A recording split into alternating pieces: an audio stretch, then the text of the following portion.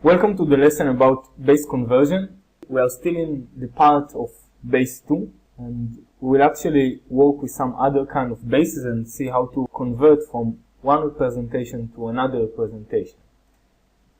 Objectives of this lesson. You will learn about 3 ways to convert between different number representations.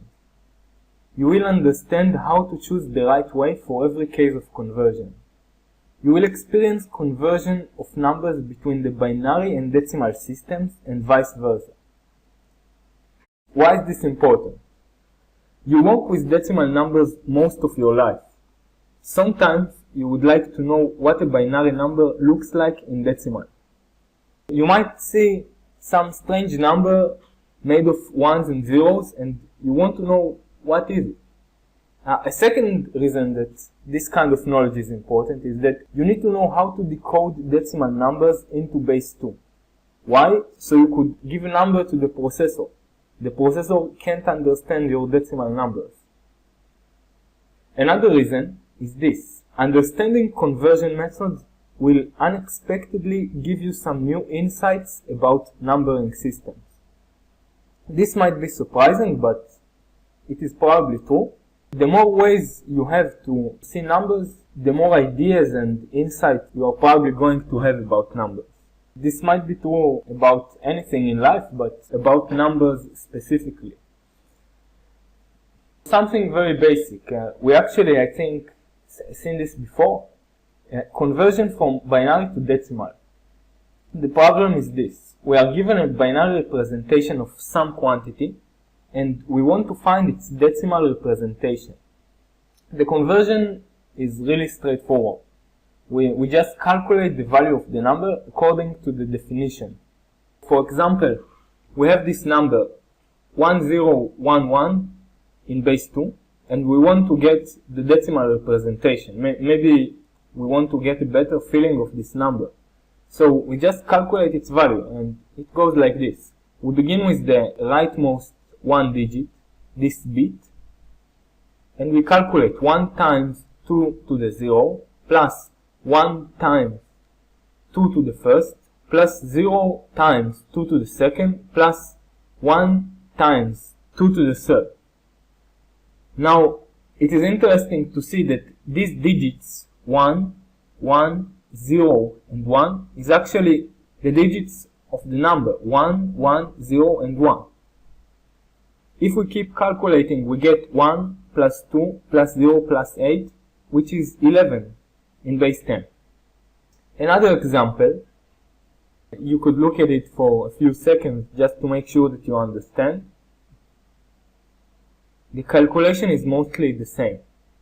It's just a longer number this time. This side of the conversion is pretty easy. Mostly because we are used to calculation in base 10. So we could actually calculate this part or this part very easily. Why? Because we know how to multiply in the decimal base and we know how to exponent in the decimal base. So it is mostly easy. It works for other bases too. What I mean is, it doesn't have to be the binary base. It could be, for example, the trinary base. For example, look at this number, 12011 in base 3. We calculate it mostly the same. It's just that the exponent is 3 this time instead of 2. So we calculate it like this. 1 times 3 to the 0 plus 1 times 3 to the first plus 0 times 3 to the second, and so on. Eventually, we can actually calculate the values, and we get 1 plus 3 plus 0 plus 54 plus 81, and that is 139 in base 10. If you want to check these kind of things, maybe using a computer, just to make sure that you see things straight, and I don't know, maybe just to check yourself out, as usual, you can use the calculator. If you're using Windows, and I hope you do mostly for this course, then you could pretty easily just take the Windows calculator and check it out. Thinking about it, I think every operation system that respects itself should have some kind of this calculator, so it's not really a problem. Let's check it out. Let's put some number inside. For example, 139 that we have here. We can see that we could choose another base. For example, the binary base. And we get an interesting number. Well, maybe it wasn't such a good choice because here this is the ternary base. So we could check, for example, the number 30 here. 30, we move it to binary, and we get this number, which is mostly like our result. So we were right.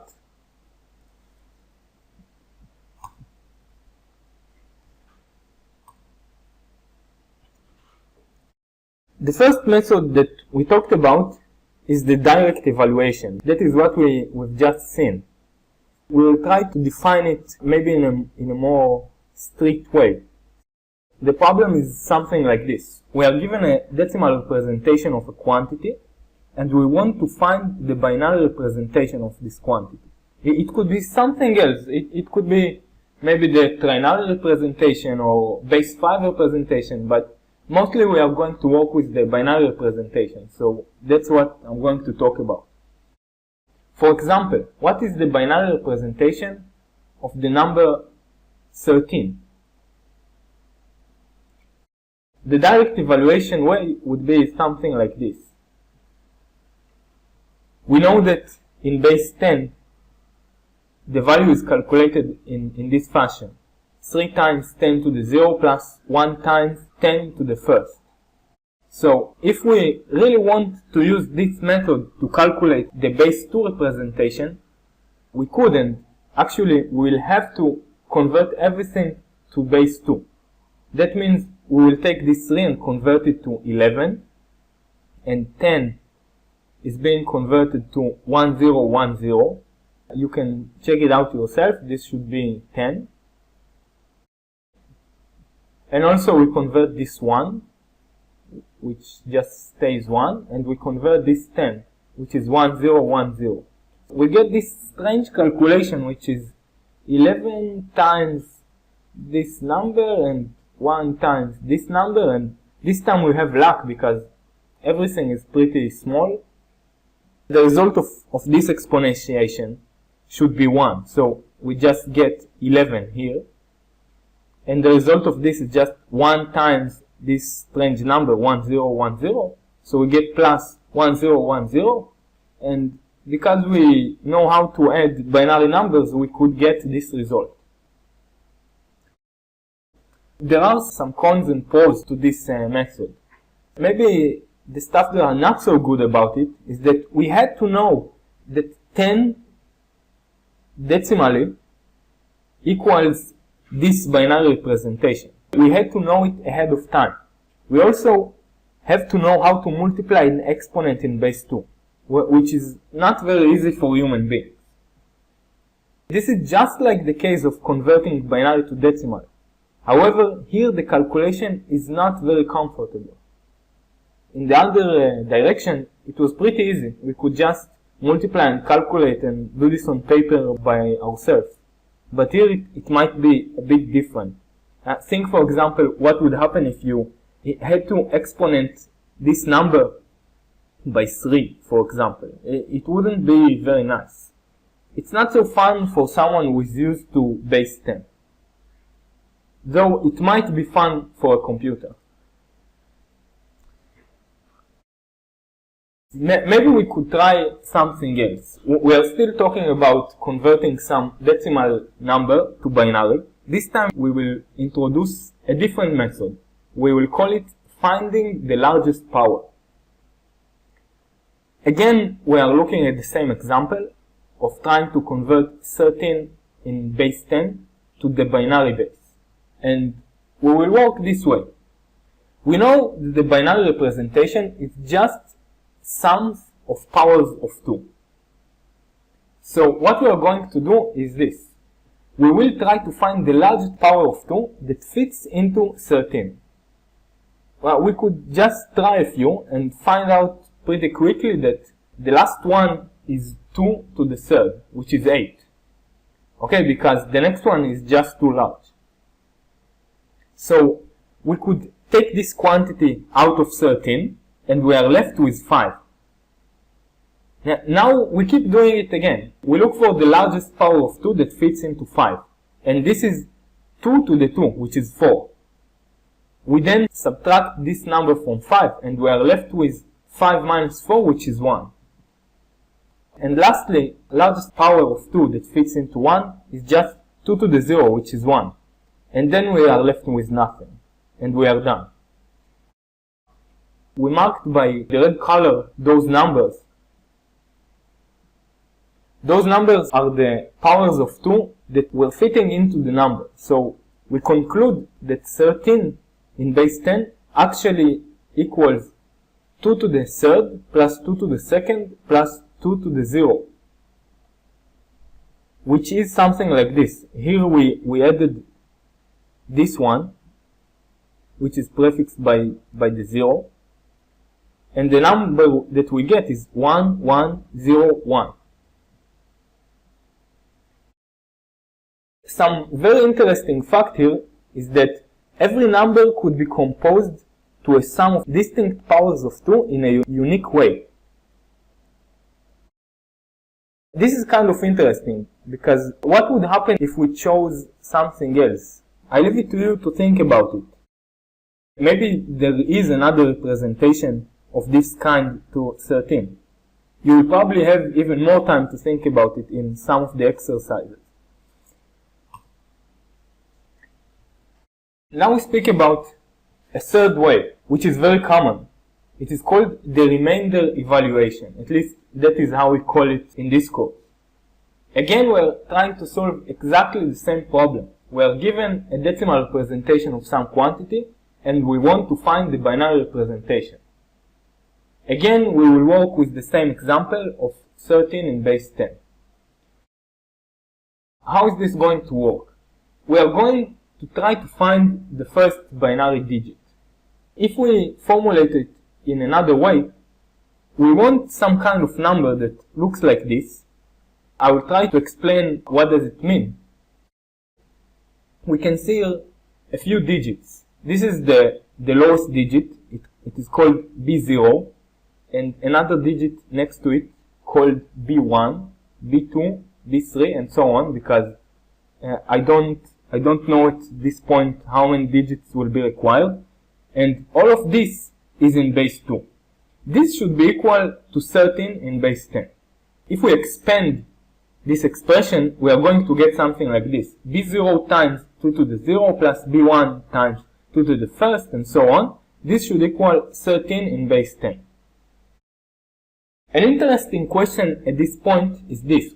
Could the number 13 reveal anything about the values B0, B1, B2? Maybe it could leak somehow information. Maybe I could guess by looking at 13 what would be some of the bits. We could conclude, for example, this. 13 is odd. You probably remember that there are odd and even numbers. Odd numbers are those that are not divisible by 2, and even numbers are those that are divisible. 13 is not divisible by 2. If we formulate it more mathematically, then 13 is equivalent to 1 modulo 2. Therefore, the sum on the left must be odd. What does it mean? This sum must be odd. Why? Because 13 is odd, and those two are equal. So all of this must be odd. If we look closely at the sum, we could see that most of the summands are already divisible by 2. For example, this summand actually equals 2 times B1, which must be divisible by 2.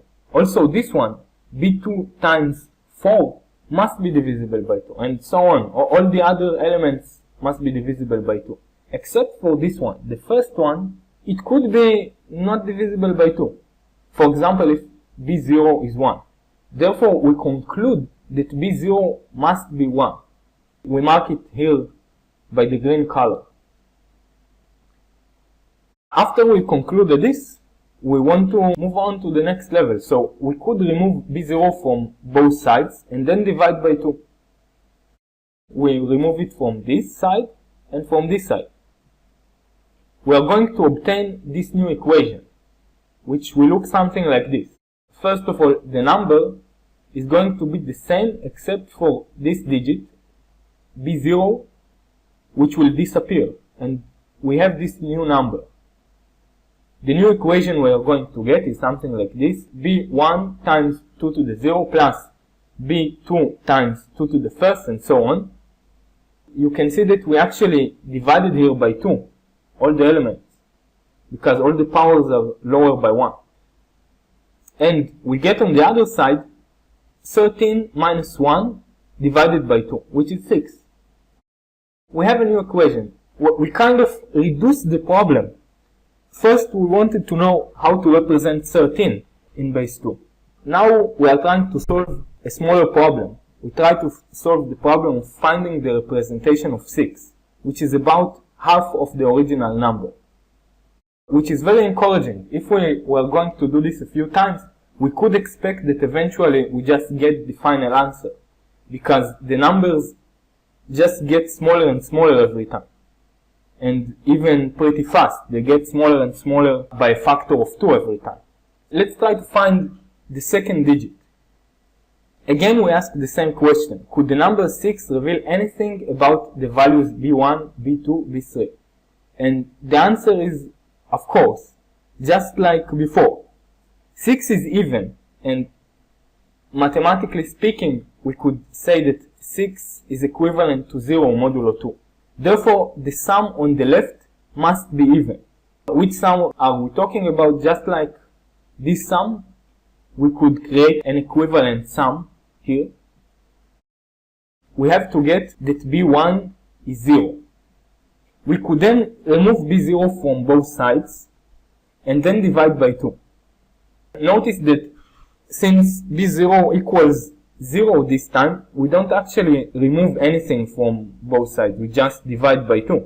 But we could think about it as subtracting 0 from both sides. Then we divide by 2, and we get again a new equation that looks something like this. Now, note that the number now is again divided by 2, and we reduce the problem even more to just finding the representation of 3. And we just keep going. I don't want to do this here because it might be tiring for you to watch me doing this. But don't worry, you will have the opportunity to do this yourself. Let's look at how to do it in a systematic way, because this method is pretty important. You are probably going to use it in one way or another. So it's important to know how to do it, and even how to do it fast. We will usually use some kind of table to invoke this method. In every step, we check the remainder of the number in the left when divided by 2. We then write the remainder on the right side of the line, and the result of division by 2 in the left side of the line. Let's look at some kind of example. We have here the number 13, and we want to understand how to represent it in the binary base. So every time we just try to divide it by 2 and find out the remainder. I hope you do remember what a remainder is. It's that thing that you learn in elementary school, really in the beginning, and then you forget about it when you buy a calculator. Let's see really what happens when you try to divide 13. Let's move to the standard mode. That's how usual people use the calculator. And try to divide 13 by 2. Okay, we get 6.5. And what does that actually mean? That doesn't give the remainder. It's not what we want here. The remainder is something else. How could we get it? We take 13, we divide it by 2, and we get it is about 6. So, if it is 6, multiplying by 2, we get 12, which is almost 13. It is not 13. The remainder would be something like this. It would be 13 minus 12. It would be 1, which is this remainder. Whenever you divide a number, you get two results if we are talking about integers. You get the quotient and the remainder. The quotient is the actual result of the division, but the quotient is always an integer.